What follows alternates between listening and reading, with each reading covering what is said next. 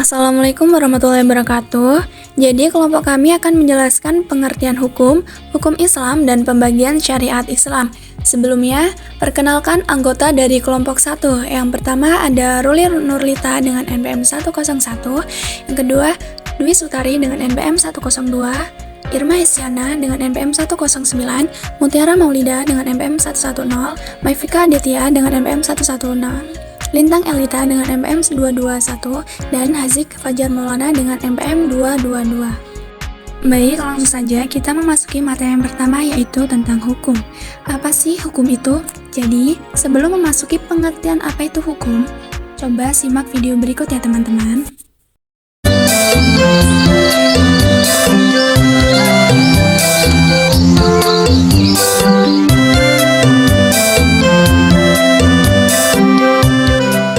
Aduh, malas banget deh di rumah terus. Main ke rumah Sultan aja deh.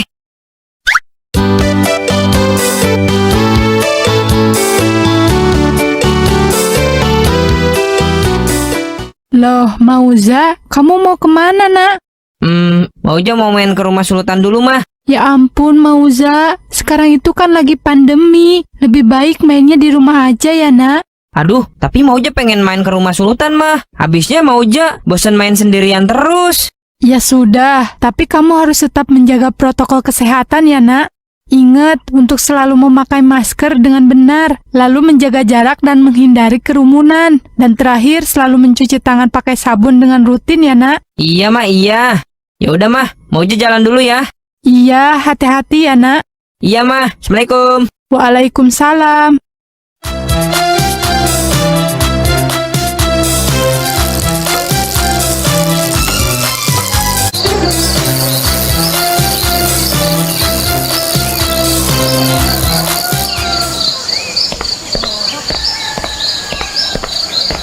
Assalamualaikum, Sultan. Waalaikumsalam. Oh, kamu, Zah. Tan, aku main ke rumah kamu ya. Aku soalnya bosen nih, main di rumah terus sendirian. Kita main PS yuk. Iya, Zah, nggak apa-apa. Tapi ini aku mau makan dulu ya, Zah. Ya udah Tan, nggak apa-apa. Aku tungguin kamu makan dulu. Habis itu baru kita main PS. Iya. Tapi masker kamu di mana, Zah? Kok kamu nggak pakai masker sih? Kamu tadi kesini nggak pakai masker ya, Zah? Hehehe, aku males Tan, pakai masker. Habisnya sakit mukaku kalau pakai masker mulu. Welah, Zah. Kamu mau apa? Kena COVID? Nggak boleh gitu, Zah. Kita tuh harus memakai masker, tahu? Karena dengan memakai masker, kita bisa mencegah penyebaran virus corona. Kalau kita ndak patuh, yang ada penyebaran virus corona ndak kelar-kelar, Zah. Udahlah Tan, yuk main sekarang. Kalau gitu aku nggak mau Bukan apa-apa, Zah. Aku takut nanti kenapa-napa. Lagian, sekarang tuh lebih baik di rumah, tahu? Udah, Zah. Aku nggak mau main dulu. Lagian, kita harus tetap di rumah aja. Loh, kok aku ditinggal sendiri sih? Gimana sih Sultan? Ya udah deh, mending aku main sendiri aja. Loh, Mauza, kamu kenapa, nak? Kok muka kamu pucat banget toh? Badan Mauja panas, mah. Astagfirullah, Mauza, badan kamu panas banget, nak. Kamu tadi ngapain aja toh, nak? Mauja tadi muter-muter aja kok, mah. Terus, kamu tadi pasti ndak pakai masker, kan? Enggak, mah. Astagfirullah, Mauza, kok kamu bandel toh, nak? Ya udah, kalau gitu kita sekarang ke rumah sakit ya. Takutnya kamu kena COVID-19, nak. Biar bisa dipastikan dulu ya. Wah, Mauja nggak mau kena COVID, mah. Nah, jadi gimana teman-teman? Apakah teman-teman sudah bisa menyimpulkan apa itu hukum? Jadi, pengertian hukum adalah seperangkat aturan yang mengatur perilaku manusia dalam masyarakat. Kemudian, apa sih bedanya hukum dengan hukum Islam? Jadi, hukum Islam itu adalah segala macam hukum atau peraturan yang tujuannya mengatur segala urusan umat Islam dalam mengenai perkara dunia dan akhirat. Nah, kemudian kesimpulannya adalah hukum maupun hukum Islam itu tujuannya sama-sama baik. Antara hukum dan hukum Islam sama-sama mengatur perilaku manusia untuk menuju yang lebih baik. Nah, bedanya hanya jika hukum Islam itu mengatur kepada aturan yang akan membawa kepada kebaikan di dunia maupun kebaikan di akhirat. Adapun pembagian dari hukum Islam itu sendiri, yaitu simak video berikut ya teman-teman. Coba kita perhatikan alat-alat elektronik yang ada di sekitar kita. Handphone, laptop, kipas angin, televisi, kulkas, AC, dan lain sebagainya. Alat-alat tersebut dibuat oleh pabrik dengan diberi buku petunjuk penggunaannya. Buku petunjuk tersebut dimaksudkan agar alat tersebut digunakan dengan benar sehingga awet dan tahan lama. Begitupun Allah dalam menciptakan manusia. Allah memberikan petunjuk kepada manusia agar manusia bisa berperilaku dengan benar sehingga bisa selamat dalam hidup di dunia dan di akhirat. Hukum Islam atau ajaran Islam bersumber kepada 3 hal, yaitu Al-Quran, hadis, dan ijtihad. Yang pertama, Al-Quran.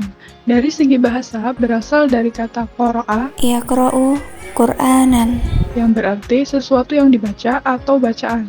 Sedangkan dari segi istilah, Al-Quran adalah kalamullah yang diturunkan kepada Nabi Muhammad SAW dalam bahasa Arab yang sampai kepada kita secara mutawatir. Ditulis dalam mushaf, dimulai dari surat Al-Fatihah dan diakhiri surat An-Nas.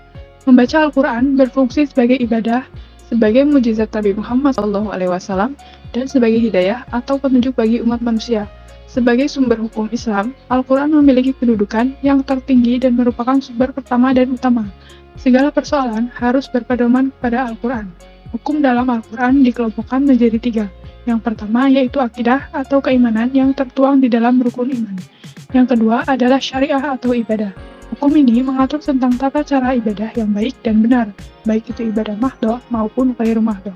Yang ketiga adalah akhlak dan budi pekerti, yaitu berupa tuntunan bagaimana manusia seharusnya berakhlak atau berperilaku, baik akhlak kepada Allah, sesama manusia, dan makhluk Allah lainnya.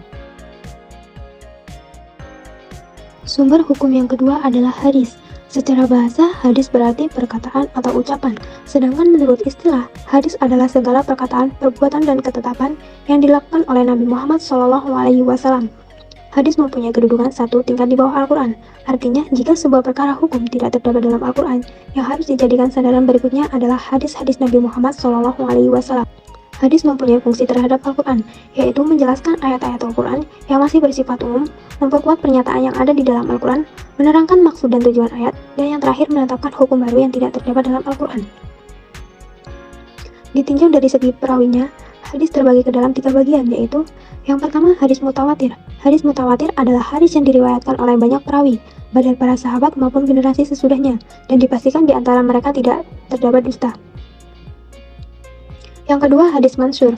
Hadis mansur adalah hadis yang diriwayatkan oleh 2 orang sahabat atau lebih, yang tidak mencapai derajat mutawatir, namun setelah itu tersebar dan diriwayatkan oleh sekian banyak tabi'in, sehingga tidak mungkin bersepakat dusta. Dan yang ketiga adalah hadis ahad. Hadis ahad adalah hadis yang hanya diriwayatkan oleh 1 atau 2 orang perawi, sehingga tidak mencapai derajat mutawatir. Dilihat dari segi kualitas orang yang meriwayatkan hadis, maka hadis ahad terbagi kepada 4 macam. Yang pertama yaitu hadis sahih. Hadis sahih adalah hadis yang diriwayatkan oleh perawi yang adil kuat hafalannya, tajam penelitiannya, sanad tersambung kepada Rasulullah SAW, tidak tercela dan bertentangan dengan riwayat yang lebih terpercaya. Hadis ini dijadikan sumber hukum dalam beribadah. Yang kedua, hadis hasan. Hadis hasan adalah hadis yang diriwayatkan oleh perawi yang adil, tetapi kurang kuat hafalannya. Sanadnya tersambung, tidak cacat, dan tidak bertentangan. Sama seperti hadis sahih. Hadis ini dijadikan landasan mengerjakan amal ibadah. Yang ketiga, hadis dhaif. Hadis yang tidak memenuhi kualitas hadis sahih.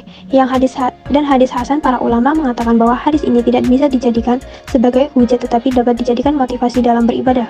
Yang keempat adalah hadis maudhu, yaitu hadis yang bukan bersebelum kepada Rasulullah SAW. Atau hadis ini disebut dengan hadis palsu. Dikatakan hadis padahal sama sekali bukan hadis. Hadis ini tidak dapat dijadikan sebagai landasan hukum. Hadis ini sifatnya tertolak.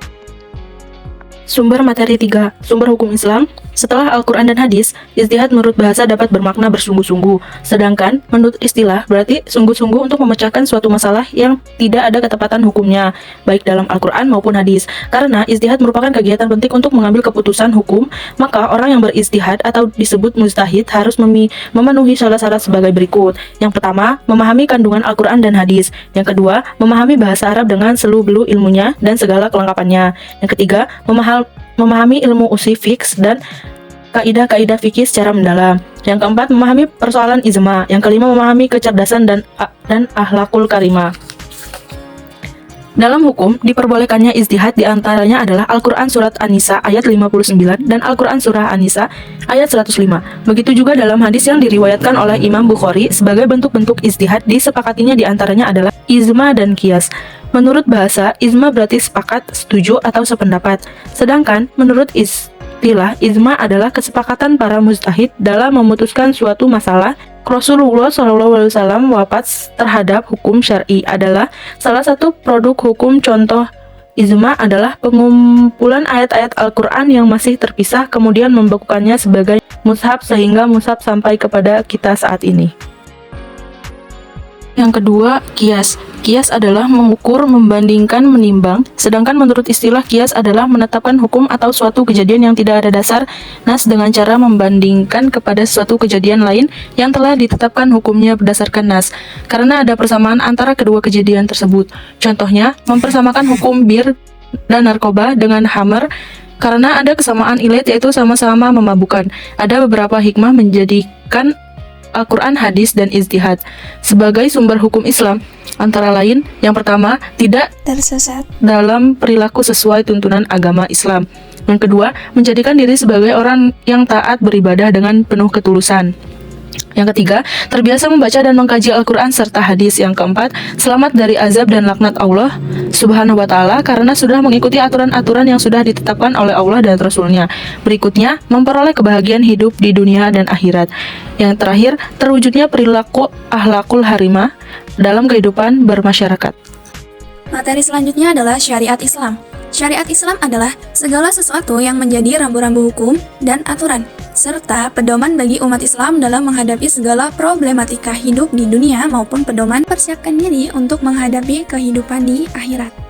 Yang pertama, wajib. Dikatakan wajib apabila mengerjakan perbuatan yang mendapatkan pahala. Apabila meninggalkan kewajiban, akan mendapatkan siksa atau dosa, kecuali bagi orang yang tidak mengetahui ilmu atau aturan. Contoh perbuatan yang memiliki hukum wajib antara lain sholat 5 waktu, puasa Ramadan. Yang kedua, sunnah. Dikatakan sunnah apabila seseorang yang mengerjakan perintah akan mendapatkan pahala. Jika tidak mengerjakan pun tidak dosa atau tidak disiksa. Hanya saja banyak orang yang menyarankan untuk mengerjakan sunnah karena sayang jika ada kesempatan mengumpulkan amal tidak dimanfaatkan. Contoh hukum sunnah adalah sholat sunnah rawatib, puasa sunnah, dan berdoa setelah sholat. Yang ketiga, haram. Dalam kehidupan sehari-hari, umat muslim memiliki banyak aturan yang mencangkut tentang kehalalan, yang mana haram dilarang tetap dilanggar, akan dicatat sebagai dosa.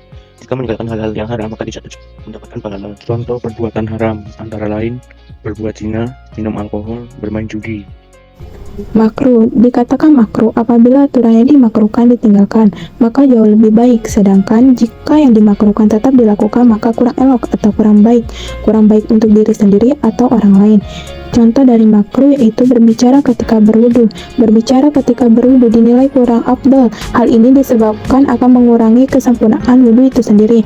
Meski tidak dilarang, tetap saja hukumnya makruh yang mana dianjurkan untuk tidak dilakukan. Perbuatan ini dapat memalingkan hati dari ibadah kepada Allah Subhanahu wa Ta'ala. Mubah artinya apabila dikerjakan tidak berpahala dan tidak berdosa, jika ditinggalkan pun tidak berdosa dan tidak berpahala. Mubah sendiri artinya sama dengan jaiz, yaitu sesuatu yang boleh dilakukan dan boleh juga tidak dilakukan. Hukum mubah bersifat netral. Semua perbuatan mubah tergantung pada masing-masing individu. Jika perbuatan mubah itu baik, maka kerjakan. Namun jika tidak, sebaiknya ditinggalkan. Lalu hal atau kegiatan apa yang dimasukkan dengan mubah? Banyak sekali kegiatan manusia yang mendapatkan hukum mubah. Pembagian mubah dalam hukum Islam ada 3. Yang pertama itu mubah yang apabila dilakukan atau tidak dilakukan tidak mengandung mudarat. Contohnya seperti makan, minum, berpakaian, atau berburu. Yang kedua, mubah yang apabila dilakukan tidak ada mudaratnya sedangkan perbuatan itu sendiri pada dasarnya diharamkan. Contohnya seperti memakan daging babi dalam keadaan darurat.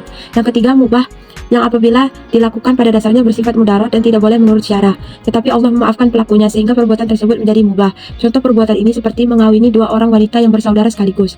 Dari ketiga pembagian tersebut dapat diketahui bahwa perbuatan mubah sebenarnya yaitu perbuatan yang pada mulanya diharamkan. Namun adanya suatu faktor tertentu yang menyebabkan perbuatan itu dihalalkan dapat membuat perbuatan tersebut menjadi diperbolehkan. Agar perbuatan mubah bisa mendapat pahala, niat menjadikannya ibadah sangat dianjurkan. Selain niat untuk menjadikannya suatu ibadah, memulai dengan doa, karena Allah Subhanahu wa Ta'ala menilai mubah yang mungkin bermanfaat dan mendatangkan sebuah keberkahan.